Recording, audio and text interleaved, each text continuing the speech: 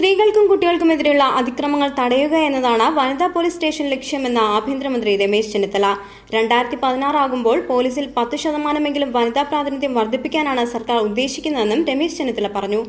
ജില്ലയിലെ ആദ്യ വനിതാ പോലീസ് സ്റ്റേഷന്റെ ഉദ്ഘാടനം ആലപ്പുഴയിൽ നിർവഹിച്ച് സംസാരിക്കുകയായിരുന്നു അദ്ദേഹം. മറ്റെല്ലാ ജില്ലകളിലേക്കും ഇത് ആരംഭിക്കുന്നതാണ്.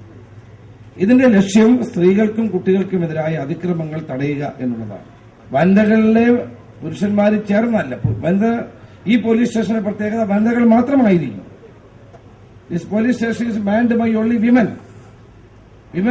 സ്ത്രീകൾ മാത്രമായിരിക്കും ഈ പോലീസ് സ്റ്റേഷന്റെ നിയന്ത്രണം, കേസന്വേഷണം, എല്ലാ കാര്യങ്ങളും അവർ തന്നെയായിരിക്കും ചെയ്യുന്നത്. മാത്രമല്ല, വനിതാ പോലീസുകാരുടെ എണ്ണം സംസ്ഥാന പോലീസിൽ വർദ്ധിപ്പിക്കാൻ തീരുമാനിച്ചു. 2016 ആകുമ്പോൾ കുറഞ്ഞത് 10% വനിതകളുടെ എണ്ണം പോലീസിൽ വർദ്ധിപ്പിക്കുക എന്നുള്ളതാണ് നമ്മൾ ഏറ്റെടുക്കുന്ന ഒരു സമീപനം. നമ്മുടെ ലക്ഷ്യം അതാണ്. 6 ജില്ലകളിലായി പുതിയതായി ആരംഭിക്കുന്ന വനിതാ പോലീസ് സ്റ്റേഷന്റെ ആദ്യ പ്രവർത്തനം എന്ന നിലയിൽ ആലപ്പുഴയിലാണ് തുടക്കം കുറിച്ചിരിക്കുന്നത്. തുടർന്ന് വനിതാ പോലീസ് സ്റ്റേഷൻ മറ്റു ജില്ലകളിലേക്കും വ്യാപിപ്പിക്കും. പൂർണ്ണമായും വനിതകളുടെ നിയന്ത്രണത്തിലായിരിക്കും വനിതാ പോലീസ് സ്റ്റേഷന്റെ പ്രവർത്തനമെന്നും അദ്ദേഹം അറിയിച്ചു.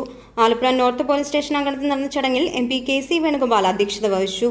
PC വിഷ്ണുനാഥ് MLA, നഗരസഭാ അധ്യക്ഷ മേഴ്സിഡാന മാസ്ഡോ, ADGP പത്മകുമാർ, ജില്ലാ പോലീസ് മേധാവി KK ബാലചന്ദ്രൻ തുടങ്ങിയവർ സംസാരിച്ചു.